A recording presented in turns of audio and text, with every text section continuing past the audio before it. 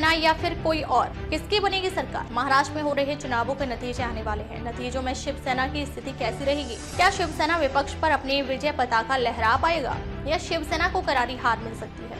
इस बात का विश्लेषण हम शिवसेना की स्थापना कुंडली से करेंगे। दिनांक 19 जून 1966 को प्रातः 9:30 बजे मुंबई में बाला साहेब ठाकरे जी ने बिना मुहूर्त के ही मात्र एक नारियल फोड़कर शिवसेना संगठन की स्थापना की थी। धीरे धीरे यह संगठन राजनीति में भी सक्रिय रहा और तब से अब तक महाराष्ट्र के अधिकतर लोगों की जान और शान के रूप में जाना जाता है। इस कुंडली के माध्यम से हम देखते हैं कि आगामी चुनावों में शिवसेना के धुरंधर अपनी सीट बचा पाएंगे या नहीं। शिवसेना की कुंडली क्या कहती है? दिनांक 19 जून 1966, समय प्रातः 9:30 बजे, स्थान मुंबई महाराष्ट्र।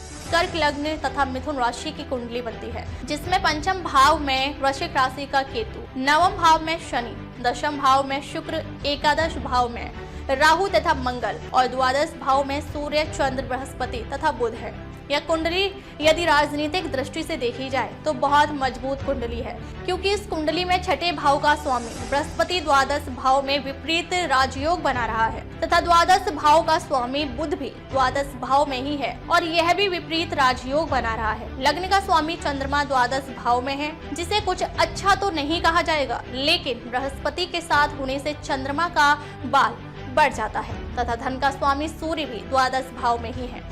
इन चारों ग्रहों की 7वीं दृष्टि छठे भाव पर पड़ रही है और यह मित्र और स्वराशि की दृष्टि पड़ रही है। सूर्य की दृष्टि छठे भाव में अग्नि तत्व की राशि में पड़ना शत्रु विजय के लिए एक अच्छा चिन्ह माना जाएगा तथा बृहस्पति का अपनी राशि पर दृष्टि होना भी शत्रुओं पर विजय प्राप्ति के योग बताता है। इसके अलावा दशम भाव, जहां से सरकार को देखा जाता है, वहां का स्वामी मंगल एकादश भाव में राहु के साथ है और मंगल की 8वीं दृष्टि भी छठे भाव पर है। अग्नि तत्व के ग्रह की दृष्टि जब अग्नि तत्व की राशि पर पड़ती है तो लाभ देती है, अर्थात इस योग से शत्रुओं पर विजय प्राप्ति के योग बन रहे हैं। मंगल पंचम तथा दशम भाव का स्वामी है और योग कारक ग्रह है।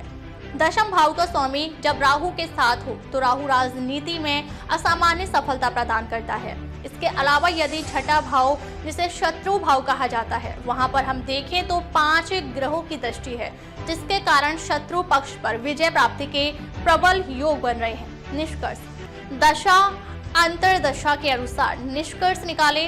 बुध महादशा में चंद्रमा की अंतरदशा सितंबर 2025 तक है।